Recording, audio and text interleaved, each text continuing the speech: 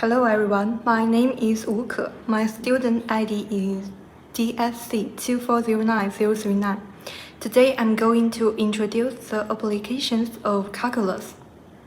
The content I want to introduce is divided into three sections.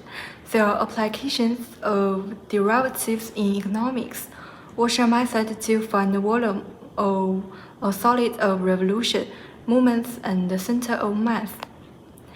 The first one is cost functions.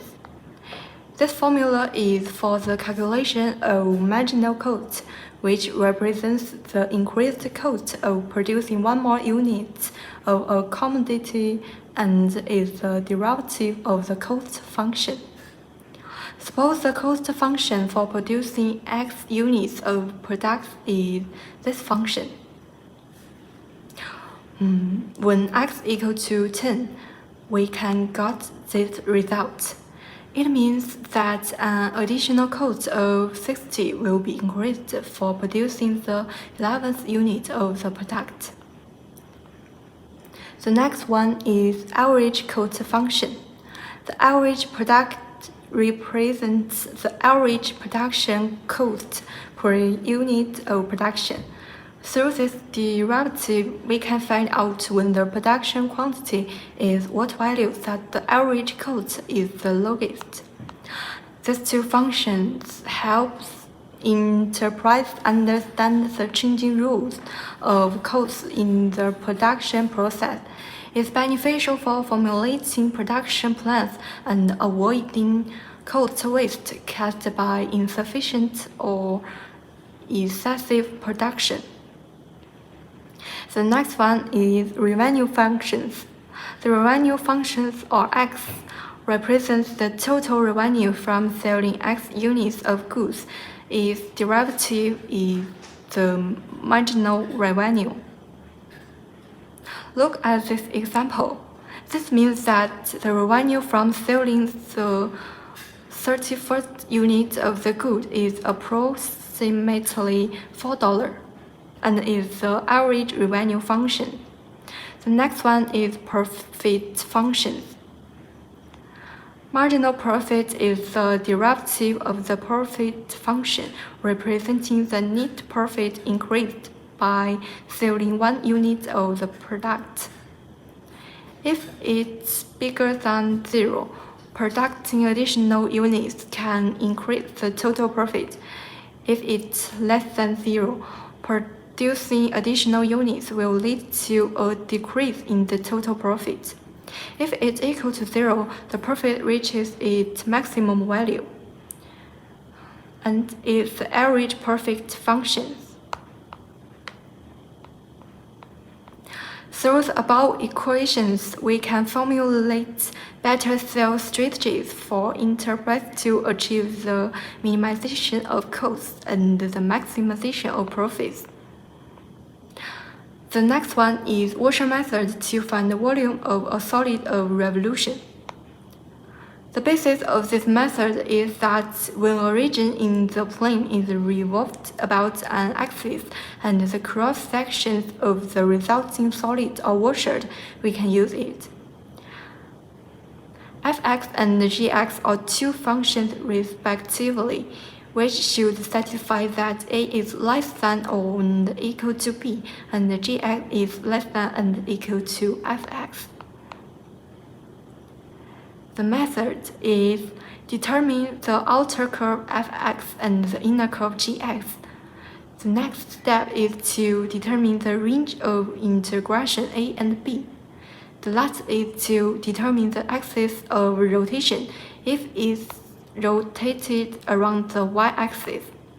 The formula needed to be changed. Let's look at the first example. Let's find the volume of the solid generated when the region bounded by the curve y equal to x squared and y equal to x is revolved about the x-axis.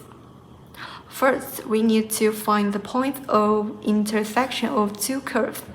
We set x squared equal to x, which gives us x equal to 0 and x equal to 1. So the curves intersect at x equal to 0 and x equal to 1. This step is to determine A and B. Then the volume V of the solid of revolution about the x-axis is given by this function. So the volume of the solid revolution is this result. Now let's look at an example of a region being rotated about the y-axis. Look at this example. Let's find the volume of the solid generated by rotating the region bounded by the two curves about the y-axis between y equal to 0 and y equal to 1. First, we need to identify the outer function and the inner function. For our example, when we rotate it about the y-axis, the inner reduced function gx is x equal to y. And the limits of the integration are from y equal to 0 to y equal to 1. Now we can use the washer method formula to find the volume. So the volume of the solid revolution formed by rotating the given region about the y-axis is this result. The washer method for finding the volume of a solid revolution has several advantages. First, the geometric meaning of the formula is quite intuitive. Each washer has an outer radius and an inner radius, and it can be regarded as the superposition of infinitely many circles that make up the solid revolution. It's very clear and straightforward. 2. The method is applicable to a variety of complex shapes. It can also be applied to the situation where rotation is around various axes, whether the solid revolution is horizontal, vertical, or inclined. It can be dealt with. The washer method describes the volume of continuous regions and has a higher degree of accuracy compared to ordinary method. All in all, due to its various advantages, the washer method has become one of the top choice for calculating the volumes of complex solids of revolution. The last one is moments and the century of mass. Moment represents the tendency of an object to rotate with respect to a certain reference point or axis.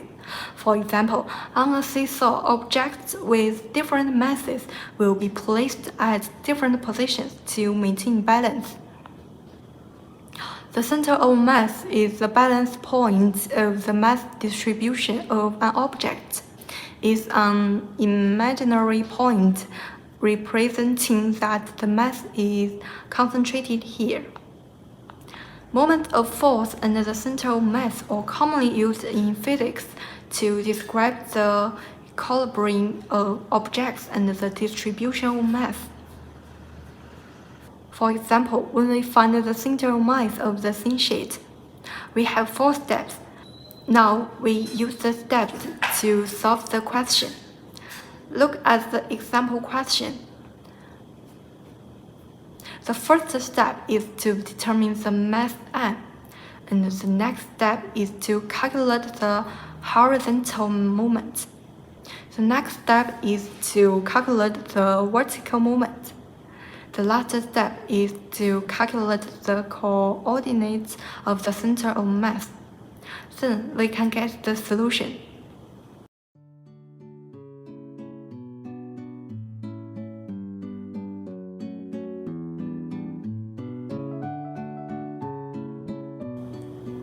That's all for my talk today. Thank you for your attention.